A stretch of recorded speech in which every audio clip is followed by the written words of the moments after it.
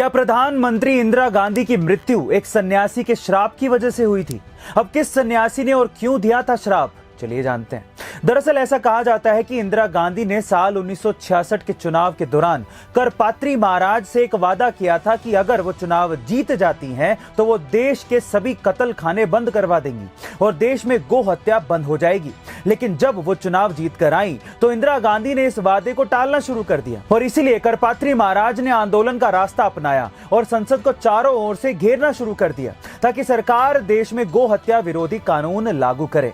ऐसा कहा जाता है कि इसी बीच इंदिरा गांधी ने संसद में घुसपैठ कर रहे लोगों पर फायरिंग का आदेश दे दिया, जिसमें कई लोगों की जानें चली गई। और तभी करपात्री महाराज ने इंदिरा गांधी को एक श्राप दिया था कि जिस तरह उन्होंने आंदोलन कर रहे लोगों की गोली मारकर हत्या कर दी थी, ठीक उसी तरह इंदिरा गांधी को भी अपनी जान से हाथ धोना पड़ेगा। गाइस, पर आपको क्या लगता है कि क्या वाकई इंदिरा गांधी की मृत्यु इसी श्राप की वजह से हुई थी? कमेंट सेक्शन में जरूर लिखिएगा। गाइस, सुभाष चंद्र बोस को एक बार 1951 में पीवी नरसिम्हा राव सरकार की तरफ से उनके जन्मदिन पर भारत रत्न देने की पेशकश की गई थी, लेकिन उनकी बेटी अनीता बोस ने भारत रत्न जैसे सम्मान को लेने से इनकार कर दिया और कहा कि यह करना सुभाष चंद्र बोस की याद को कम आंकना है। वे इस सम्मान से कहीं बढ़कर हैं। वे देश के लोगों के लिए इस सम्मान के बिना ही एक रत्न है।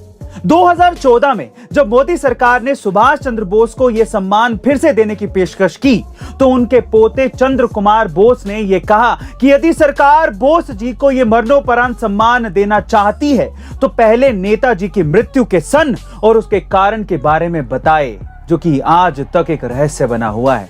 वैसे गाइस, बात तो बेटी और पोते की बिल्कुल ठीक है। आपका इसके बारे में क्या ख्याल है? कमेंट सेक्शन में जरूर लिखिएगा।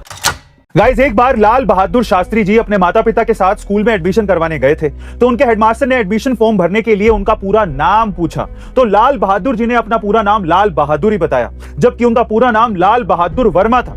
हेडमास्टर ने फिर से कहा कि बच्चे अपना पूरा नाम बताओ, तो फिर लाल बहादुर जी ने फिर से अपना नाम लाल बहादुर ही बताया और कास्ट बताई नहीं। अब हेडमास्टर ने लाल बहादुर जी से पूछ ही लिया कि बेटे, तुम अपने नाम के आगे अपना सरनेम नहीं लगाना चाहते हो क्या? और तब बालक लाल बहादुर जी ने तुरंत जवाब दिया, सर, मेरा मानना है कि हर इंसान की पहचान उसके काम और नाम से होनी चाहिए। सरनेम में क्या रखा है? सरनेम व्यक्ति की जाति और धर्म का बोध करवाता है और मुझे ये बात अच्छी नहीं लगती। छोटे से बालक की ये बात सुनकर हेडमास्टर काफी प्रभावित हुए और उन्होंने लाल बहादुर जी के विचारों का सम्मान करते हुए उनके नाम के आगे से वर्मा सरनेम हटा दिया।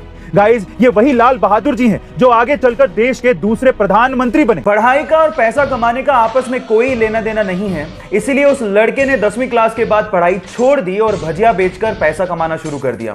फिर अपने दोस्त की मदद से 1948 में यमन चला गया और वहां पर एक पेट्रोल पंप पे काम करना शुरू किया। देखते ही देखते अपनी मेहनत की बदौलत वो वहां पे क्लर्क और फिर मैनेजर बन गया, लेकिन उसके दिमाग में तो अलग ही सनक चल रही थी। फिर वहां से अच्छी खासी नौकरी छोड़ के 50,000 रुपया लेकर वो इंडिया आया और यहां पर मसाला और पॉलिस्टर बेचने की कंपनी शुरू की और देखते ही देखते 10 लाख की टर्नओवर के साथ इंडिया की सबसे बड़ी प्राइवेट कंपनी बना डाली और आज भी वो कंपनी इंडिया में सबसे बड़ी प्राइवेट कंपनीज में शुमार है। Yes, I am talking about Reliance और बंदे का नाम था धीरूभाई